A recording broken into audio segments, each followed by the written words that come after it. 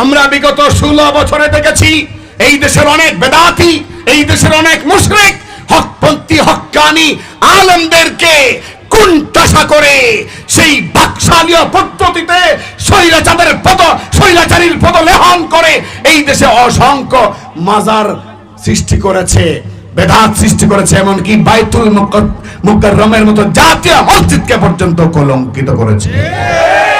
আজকে ওরা সমাজে নাই, কিন্তু ওদের দূষররা কাজ ঠিকই করতেছে। তবলিগের মধ্যে দুইটা পাক হয়ে গেছে।